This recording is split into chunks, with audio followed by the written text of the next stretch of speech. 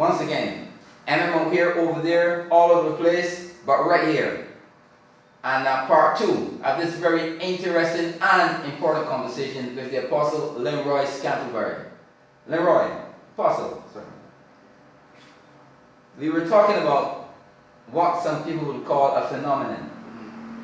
When you and I in a talk conversation off the record, you were explaining to me that disharmony and discomfort, stress, and all that sort of thing, and bad government, yes, especially bad government, affects the population. It also causes the weather yes, to be affected. Could you delve into that so that the public can actually understand what you're talking about? Okay, now one of the things that people don't understand about spirituality, the human component on the earth is very important to the earth itself, okay?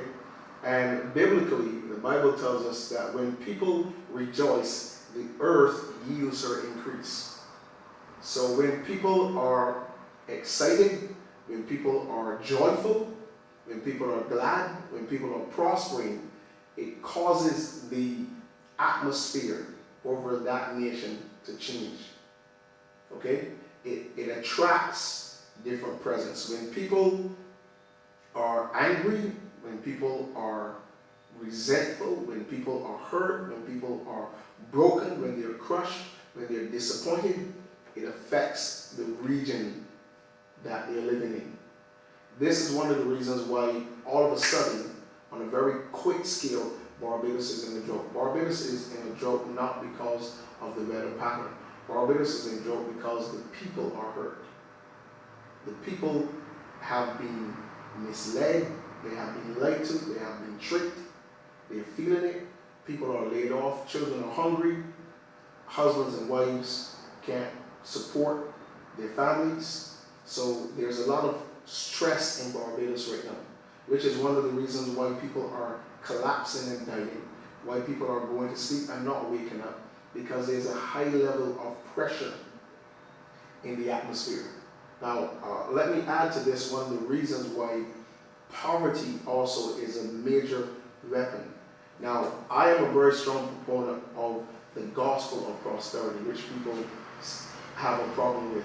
Yeah, but that's one of your key It's my key things. yeah. Yeah. And the reason why I do this is because there's a scripture in 1 Samuel 2 verse 8, and it says that God raises up the poor from the dust and the needy from the ash heap to make them sit with nobles, that they may inherit the crown of glory.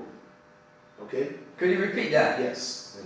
This is 1 Samuel chapter 2 verse 8. Says that God raises up the poor from the ash heap, from the dust, and the needy from the ash heap, that they may sit with nobles, and that they may inherit the crown of glory. And he says that he has set the world upon the pillars of the earth.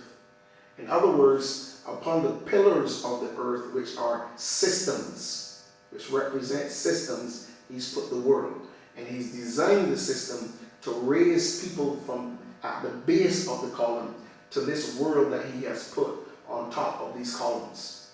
That is what he did in David's life. He raised David from a shepherd boy and made him a king. He made Joseph, who was in prison under an attempted rape charge, he brought him out of prison, and the same day made him prime minister in Egypt.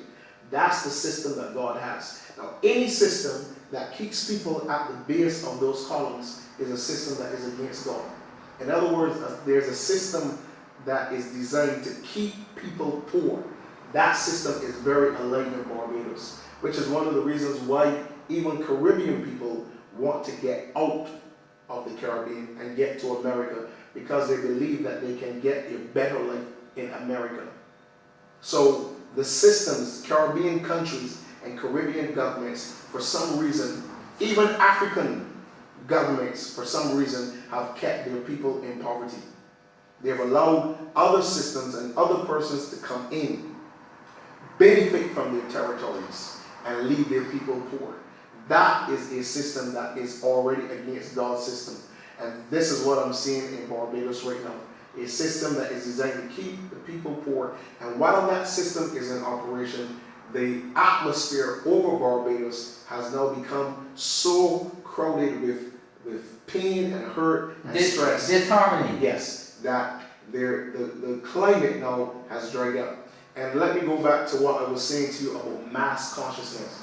And I think I remember saying this to you about the Powerball winner 2 years after 9/11. The Powerball winner. You mentioned that, yeah. Okay, he picked 911 and won with it.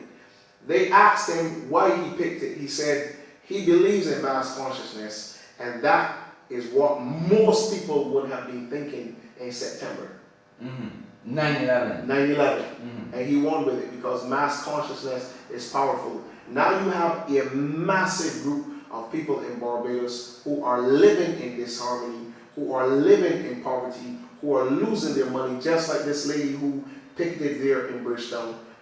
That is happening. So it creates systemic problems over our region, and that's why it becomes a drought situation. So you have a natural phenomenon affecting the climatic phenomenon that is giving you a natural phenomenon in Barbados. That's why we're saying it happened. Now that was very well explained, and I hope that my viewers can actually understand what the apostle is saying. I don't think you can even put it any clearer than that.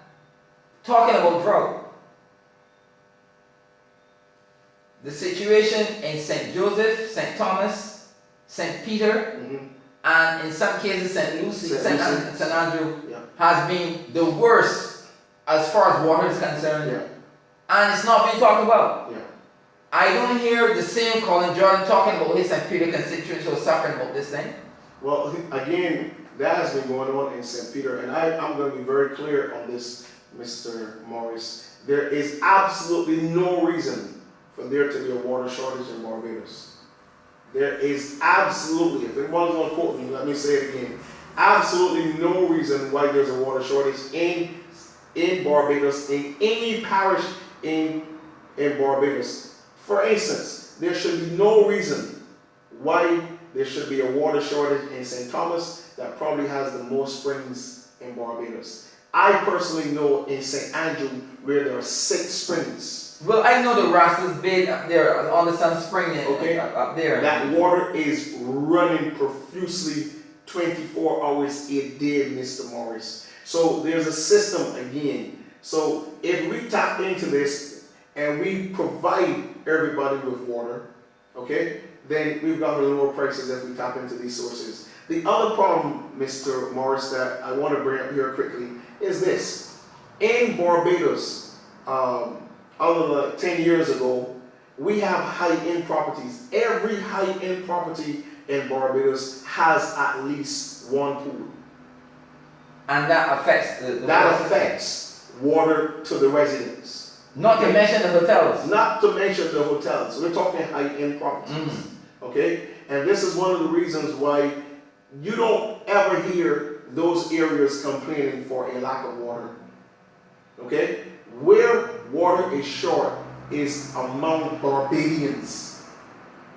It is not in the area where the wealthy are. You see, the apostle always tells you things that are right there in front of your face. It's just that you never knew it. But he explains it to you. Now what could be more clear than that? It's ABC. Continue, sir. So again, I'm trying to help our viewers understand a system is implemented in Barbados and it's working very well. It's hurting its own people. When this happens, sooner or later, when the people wake up, they're going to rebel. Okay? And this is what our present government is on its way to. Okay? Barbadians are going to eventually wake up and realize what's being done to them. So we can actually say that violent lady, that's just the tip of the iceberg. Right? And she has set a fine example to follow. And I endorse it. It just takes, 1 or 2 individuals to step out and to do what is necessary, to say what is necessary, to act out what they believe that will actually change things. And again, our ancestors of the 1937 riots You know, and there's something that I heard a man said years ago, and I took it to heart. He says that you can amputate a person's hand, you can amputate a person's leg, and the person may still go on to be someone successful. But the worst thing you can do with individuals is amputate their souls. And this is what is happening in Barbados. Amputation of Barbadians' soul. Yeah, you kind of look at it a different way. You know, you can take someone's foot off or their hand, and they'll still live. But if you cut their head off, they're going to die. Yeah. And there's no doubt about that one. And so, again, on our talk tonight, Mr. Morris, I really wish that Barbadians would understand it's time for us to really take our future into our hands and stop depending on governments to take us into the future. It's very, very critical right now. But, you know, and I'm very passionate about this. I think the time for Barbadians to benefit from Barbados, that time is here. Okay? There's really no need for Barbadians to have to leave Barbados to make a life better for themselves when we have classified Barbados as the gem of the Caribbean. Okay, Apostle, the time always runs so quickly when I'm with the Apostle. But I'd like to go on this note. I'd like you to give me that quote again for them, Thomas Jefferson. Thomas Jefferson, this is his quote. He says, when the government fears, let me make sure I You have it right. He says, when the government fears the people, there is liberty. When the people fears the government, there is tyranny. And I repeat, when the government fears the people, there is liberty. When the people fear the government, there is tyranny. Yes. And that's exactly the direction that we are heading into right now, whether you are aware of it or not. But we're here to bring you up to date and let you know these things. So for now, M.M Out There, over there, everywhere, all over the place, saying that's all for now. Thank you, sir. Thank you. Always a pleasure. Pleasure being with you, Mr. Morris. Over and out. Thank you.